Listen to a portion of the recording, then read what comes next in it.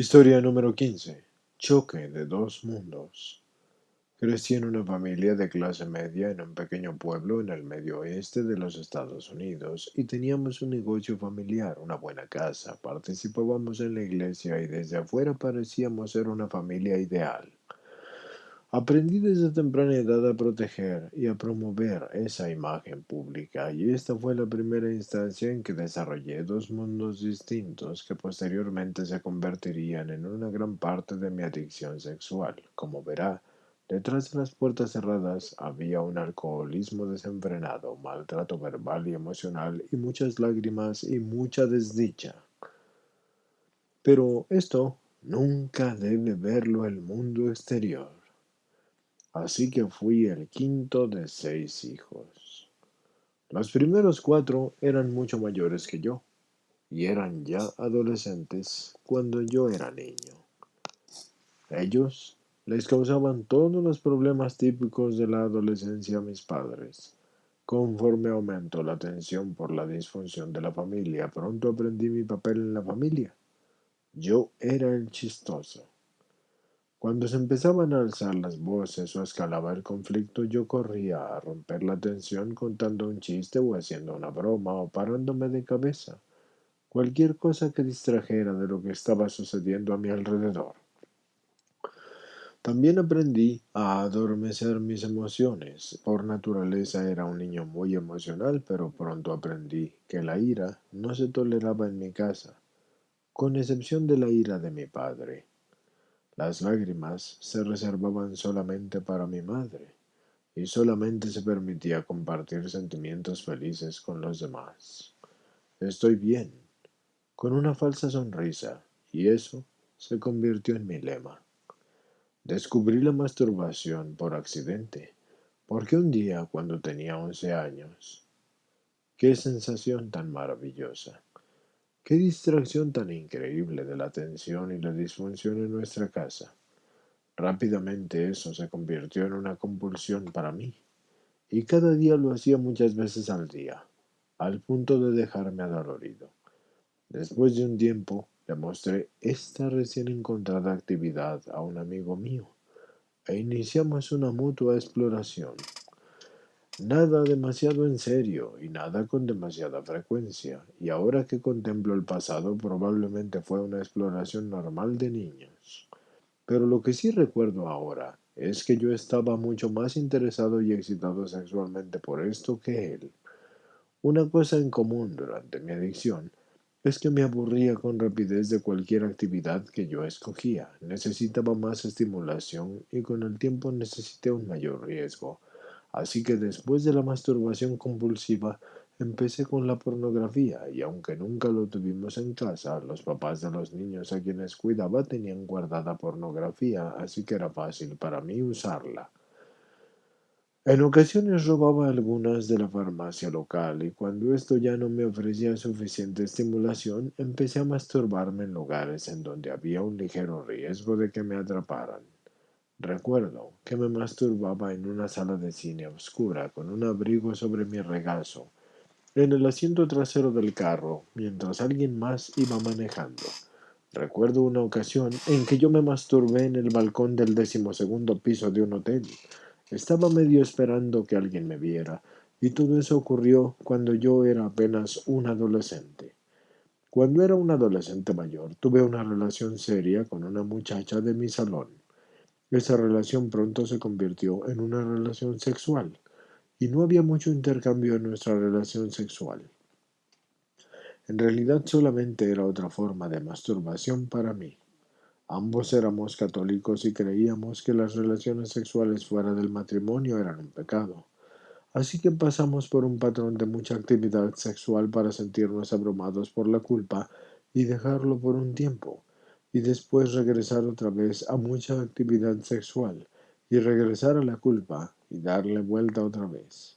Así que llegué a asociar las relaciones sexuales con el sinónimo de la culpa y la vergüenza. Poco después de la preparatoria, esta novia se embarazó y nos casamos. Yo tenía 18 años entonces y acababa de cumplir los 19 cuando nació nuestra hija. Ambos éramos muy jóvenes y no éramos lo suficientemente maduros para estar casados. Nos divorciamos después de solamente un año y obtuve la patria potestad de mi hija.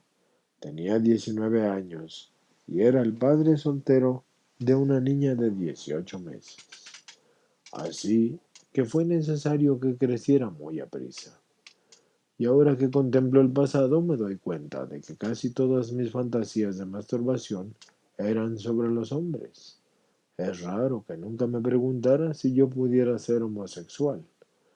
La homosexualidad simplemente no era aceptada por mi religión, mi pueblo, que era pequeño, ni tampoco por mi familia, así que yo ni siquiera me podía preguntar eso.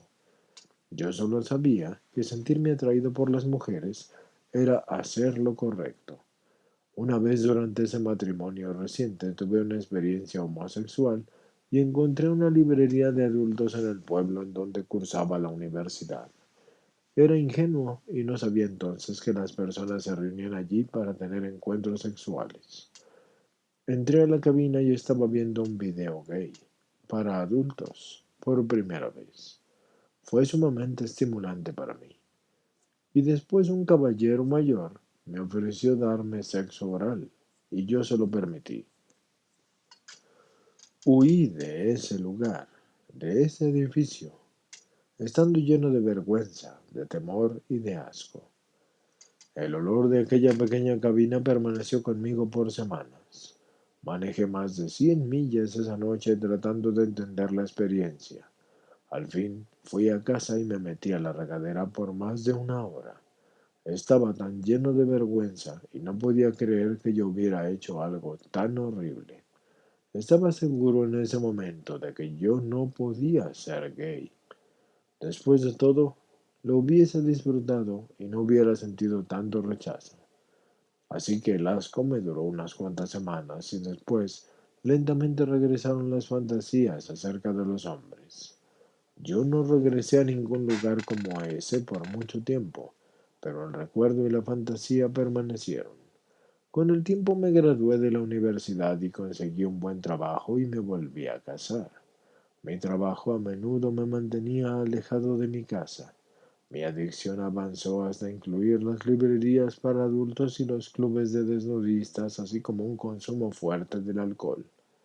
Un día iba manejando a casa de mis viajes cuando me detuve en un área de descanso en la carretera. Empecé a leer el graffiti de las paredes del baño. Ahora bien, estoy seguro que todas estas cosas han estado escritas allí toda mi vida, pero yo simplemente no le había prestado atención antes. En esa ocasión las sugerencias de las relaciones sexuales entre hombres me parecieron muy estimulantes. No podía sacar de mi mente esos pensamientos. Durante el siguiente año me encontré en los baños leyendo las paredes y teniendo fantasías y manejando de área de descanso en área de descanso y masturbándome en el camino. En ocasiones me exhibía a los vehículos que eran más altos que el mío, o a los ciclistas que podían ver hacia dentro de mi automóvil. Y lo curioso es que durante ese periodo, en realidad yo no actué con las personas en las áreas de descanso o con las librerías para adultos porque deseaba hacerlo. Yo sabía que ahí estaban, pero yo estaba demasiado asustado, así que descubrí que no es en realidad el alivio sexual lo que es la droga, o lo que nos lleva a ello.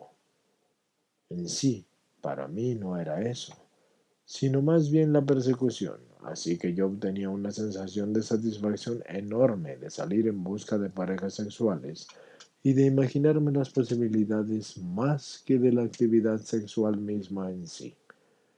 Un día, cuando me encontraba en un viaje de negocios, crucé la línea de salir en busca de parejas sexuales a actuar con alguien más. Ni siquiera sé cómo nos juntamos, porque me encontraba muy ebrio para cuando un grupo de nosotros fue a un bar esa noche. Lo último que recuerdo es haber comprado una ronda de bebidas para todo el grupo. Nadie las quiso, así que me tomé uno a uno 8 vasos de tequila. No recuerdo mucho después de eso. Salí de mi pérdida del conocimiento en mi habitación del hotel, en medio de tener relaciones sexuales con un hombre muy musculoso que estaba inhalando algún tipo de droga. Todavía estaba ebrio, pero sumamente aterrorizado.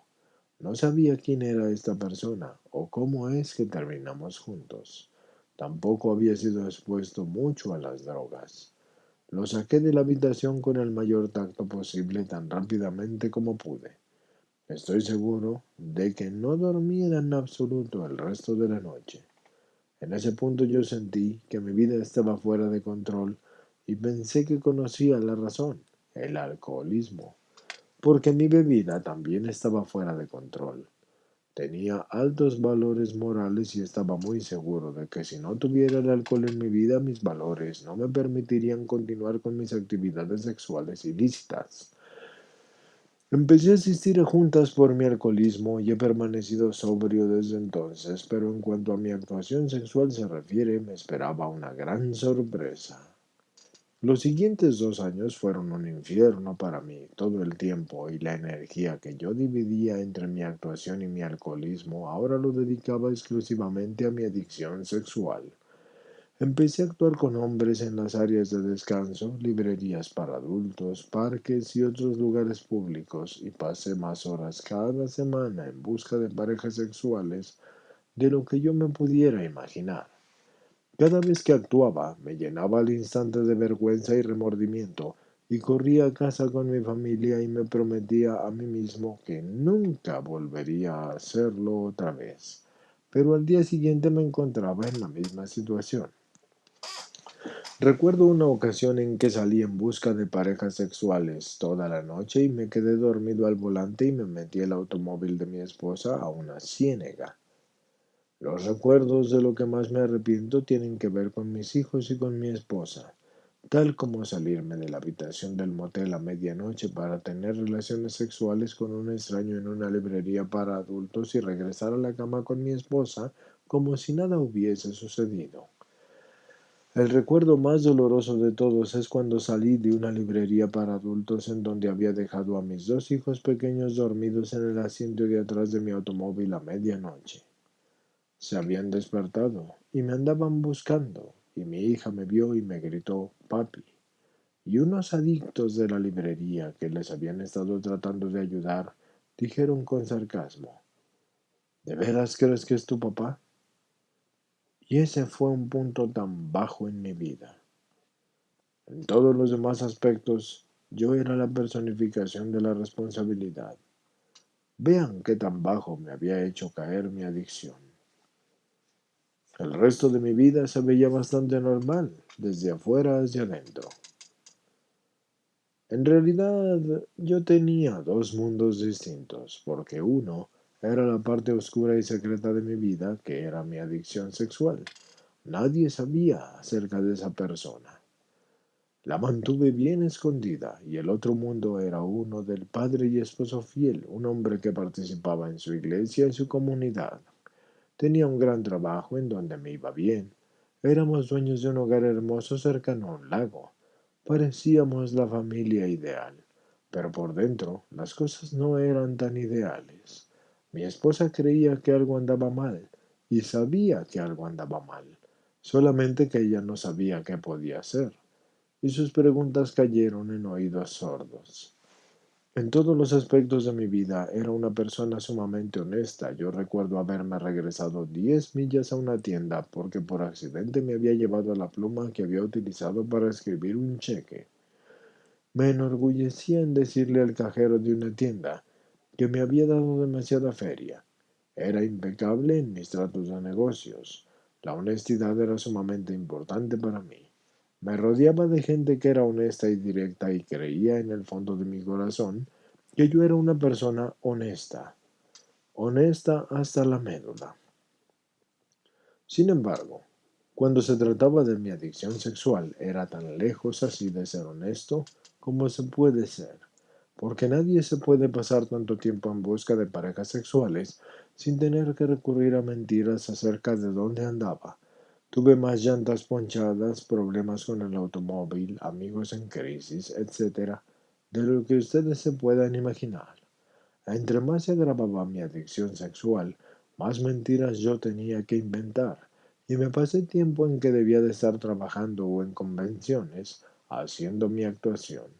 Así que gasté dinero en desnudistas y lo reporté en mis gastos como comidas de negocios. Cuando se trataba de mi adicción, mi integridad no existía.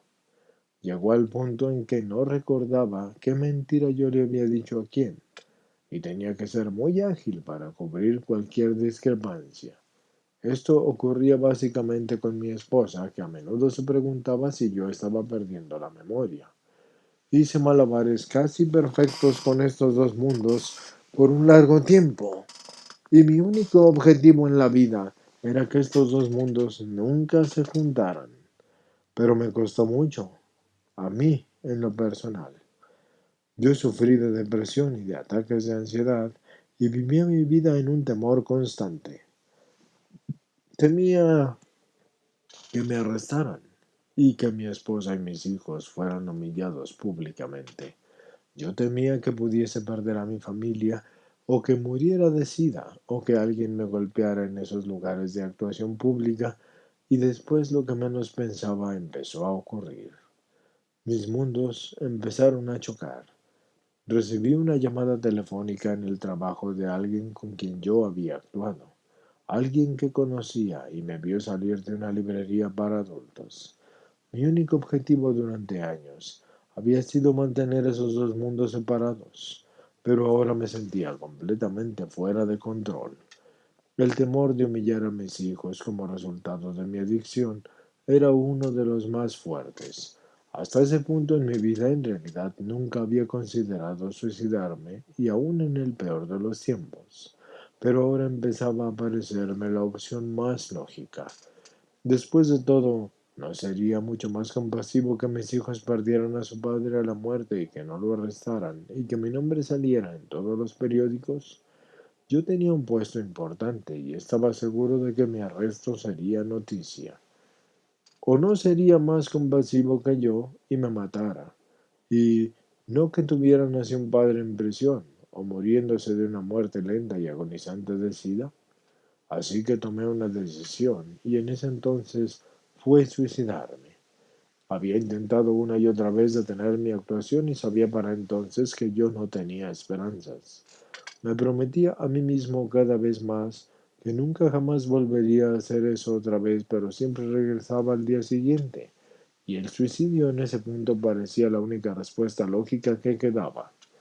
Hasta ese punto nunca le había dicho a nadie de mis problemas sexuales, y era un sucio y oscuro secreto que mantenía enterrado dentro de mí. En un momento de desesperación recordé a una consejera que había visto muchos años antes a la que posiblemente quizás le podía contar esto. Decidí que antes de matarme, le contaría a esta persona por si hubiera una pequeña oportunidad de recibir ayuda. Llámame y concertaré una cita. Cuando me reuní con ella, no tenía nada que perder, así que le conté toda la historia. Era la primera ocasión en que escuchaba esas palabras en voz alta y me dio miedo y fue doloroso. Se paró de su silla, se me acercó y me dio un abrazo, el cual yo necesitaba bastante. Me dijo que había muchas personas como yo y le dio un nombre, adicción sexual, y me refirió con otro consejero especializado en esa enfermedad y el otro consejero me dio a conocer a sexoadictos anónimos y algunas personas asisten a varias juntas para decidir si en realidad son adictos sexuales o no. Yo no fui una de esas personas. Desde el primer momento en que escuché a alguien contar su historia en una junta, lo supe. Conforme cada persona contaba su historia, me convencí completamente. Me sentí como en casa. Era un gran consuelo saber que no era el único. Hasta me causó ira que hubiera mantenido mi secreto por tanto tiempo cuando había ayuda y comprensión disponibles.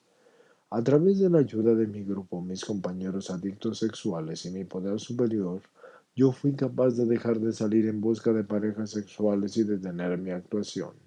Pude deshacerme de la vergüenza y el remordimiento que habían formado una gran parte de mi vida hasta ese punto. Pude entenderme a mí mismo como un ser humano sexual más que considerar a la sexualidad como un secreto sucio. No puedo decir que la recuperación ha sido perfecta. Ha habido varios tropiezos por el camino y el mayor fue cuando el Internet se hizo tan popular y descubrí cómo buscar parejas sexuales en la carretera electrónica. Pero hoy estoy bien y mi vida, como un todo, es mil veces mejor que el día en que yo llegué a ese AA. El mayor don que me dio la recuperación fue la honestidad porque hoy ya no vivo en mis dos mundos distintos. Lentamente he podido juntarlos en uno solo y he podido detener las mentiras y el engaño. No tengo que cubrir mi rastro o tratar de recordar qué historia le conté a quién, porque esto me ha dado una libertad que yo nunca consideré posible. Otro don que me ha brindado la recuperación es la oportunidad de explorar mi sexualidad porque he tenido estas fantasías toda mi vida, pero nunca me permití la oportunidad de preguntarme acerca de mi orientación sexual. En la recuperación y sin estar en la actuación, tuve la oportunidad de explorar estos sentimientos y fui capaz de utilizar palabras como bisexual y gay, sin avergonzarme. Al fin vine a comprender que en realidad sí soy un hombre gay.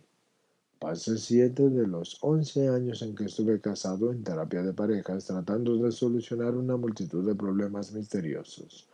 La verdad es que no eran problemas reales, ni tampoco misteriosos. Yo era un hombre gay, tratando de vivir una vida en donde mi interior nunca sería igual a las acciones que estaba representando. Ese conflicto me estaba matando y tuve que dejarlo ir.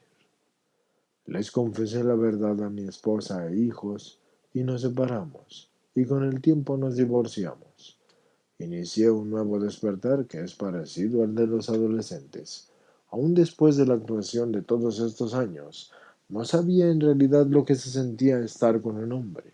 Sí, me pasé periodos de 10 minutos de rodillas en las áreas de descanso, pero eso no me enseñó nada acerca de la intimidad con un hombre.